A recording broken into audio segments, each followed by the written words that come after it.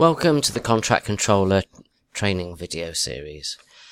In this short video we're going to show you how to price a square metre rate for a standard stud partition from metal track with plasterboard either side that can be used in any quotation. Obviously this is only in theory and your methods, materials and quantities may vary, but this will give you a good idea on the principle.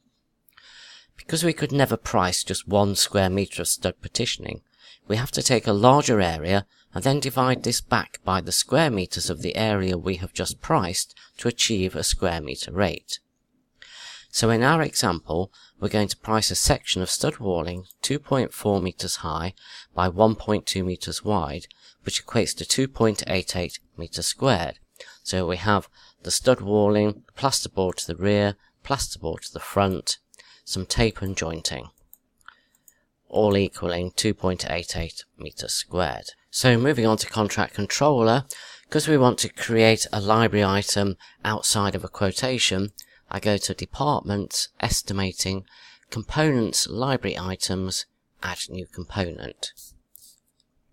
We then formulate a code that can be easily found, so I'm going to use GEN for generic, then SP for stud partition, 30 for 30 minutes, MT for metal track, dash 02. You can have 01, 02, 03 for various variants of it.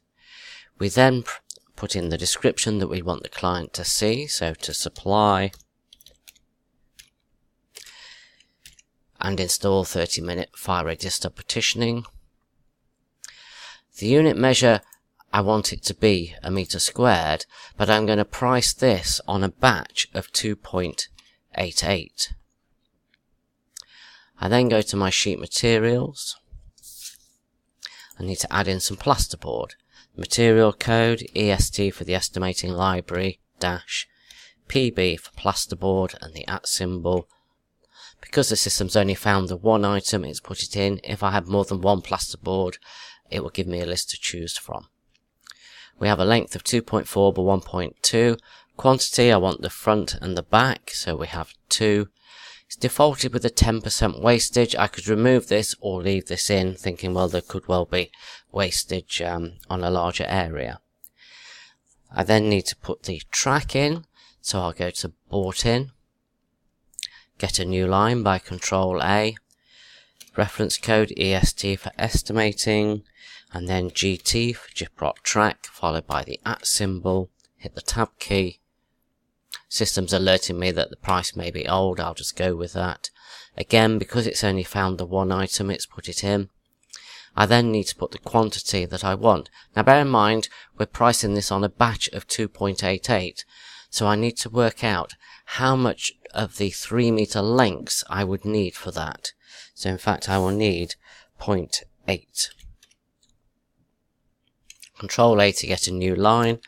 I now want the stud working, so EST GS for stud, hit the tab key. Again, I need to work out how much stud I would want to create 2.88 metres squared. So again, I want 2.5 meters, 2.5 units, sorry, of the 3 metre lengths. Then need some various fixings. For that, I'm not going to price every screw up from there, but we're just going to put an amount in. So I'll go EST-FIX at for my fixings, and here we may well say that we just want £5 worth of fixings.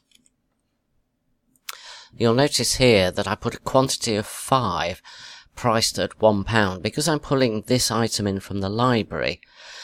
If I was to use this in lots of components and then do a material analysis of a quotation, I'd want the system to give me an accurate value of my general fixings that I allowed for, and doing it this way means the system creates the desired result from that.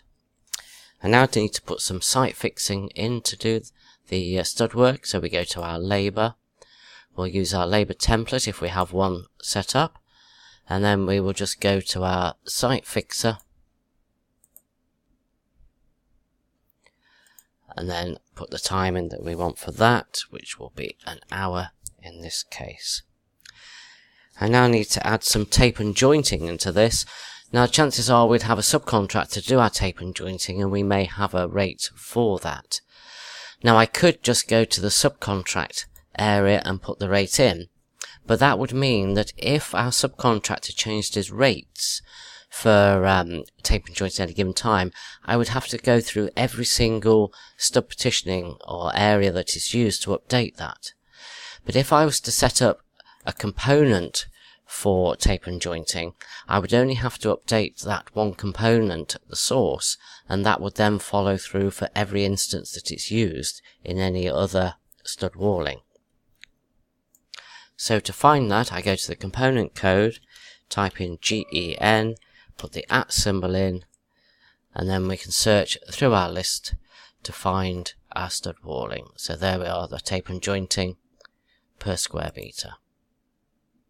So if I just double click on that to see how that was priced, we can see that it was basically a subcontract sum from one of our subbies from there. So we will use that, in it goes. Now that is one, we've actually using our price on 2.88 square meters. Now bear in mind that 2.88 is a square meter, we've got to tape and joint both sides, so that's going to be double, so it's 5.76. Now if I return to my item summary, we can see that all the elements that we've added are stacking up to £76.10, but the system's now able to divide that back to my batch to equate to £26.42 per square metre.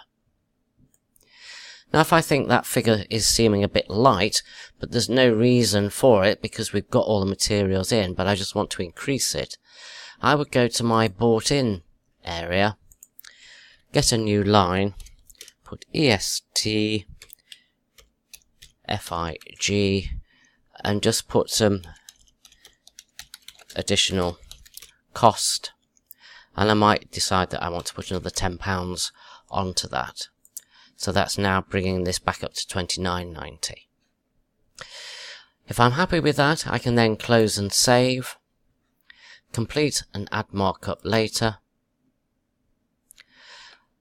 Won't bother printing it out, and there's the component saved that I can now go and use in a quotation. To see that used in a quotation, if I open up one of my existing quotes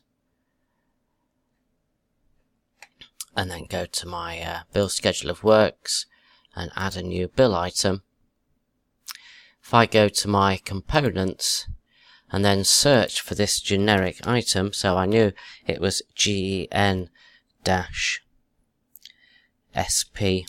and @ you can now see there's the item that I created. I can then click on that, in it goes,